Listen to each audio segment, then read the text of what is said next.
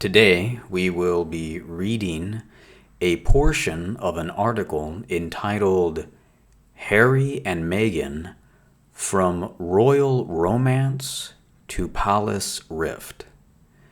The article is quite long, so we will not read the entire article in this video.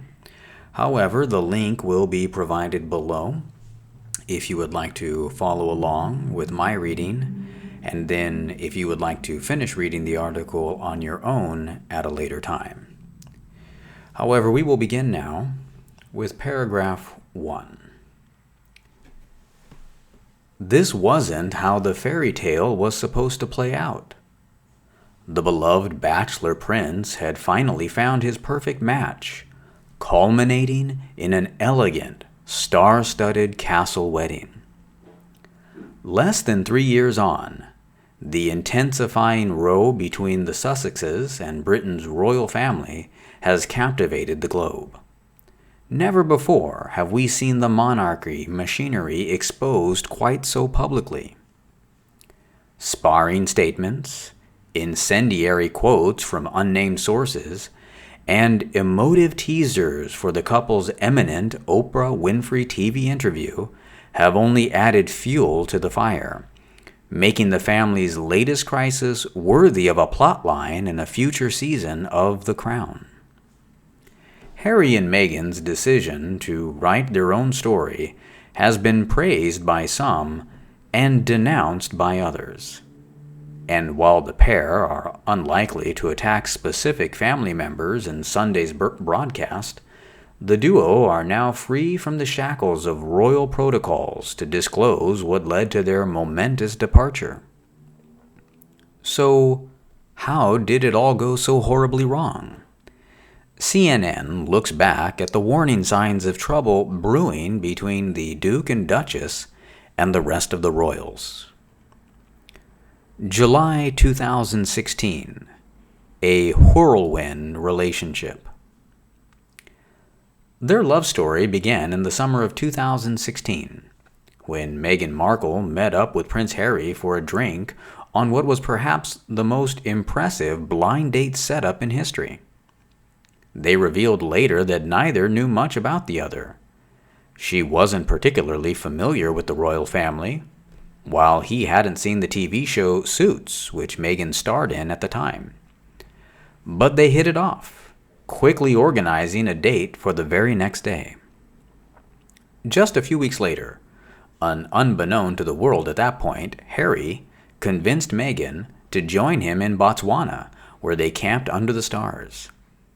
It was there the budding couple really got a chance to get to know each other, Harry later said in the couple's engagement interview with the BBC. Meghan added, "We were able to really have so much time just to connect, and we never went longer than 2 weeks without seeing each other, even though we were obviously doing a long-distance relationship. We made it work." By November, rumors were circulating in British newspapers that Harry had a new girlfriend. Like bloodhounds, the tabloid media sniffed out the relationship with Markle, with some outlets paying particular ugly attention to her heritage and status as a divorcee. In an unprecedented move, Harry put out a blistering statement fiercely cautioning the press to rein their coverage in. His girlfriend, Meghan Markle, has been subject to a wave of abuse and harassment. Some of this has been very public.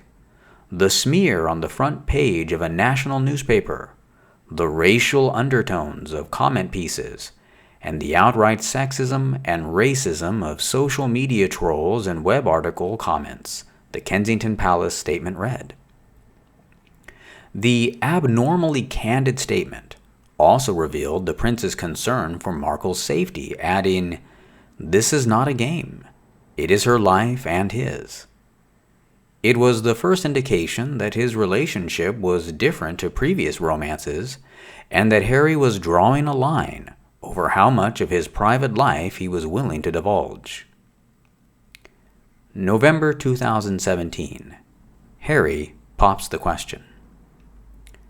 16 months later, Harry's father, Prince Charles, jubilantly broke the news that the pair were engaged in a statement on Twitter and would marry in May 2018.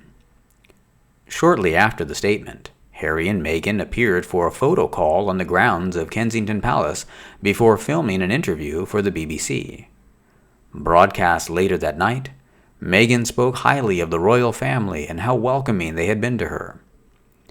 "The family has been great, and over the past year and a half, we've just had a really nice time getting to know them and progressively helping me feel a part of not just the institution, but also part of the family," Meghan said. Well, that will conclude our reading now, but of course the link is below if you would like to read more on this article.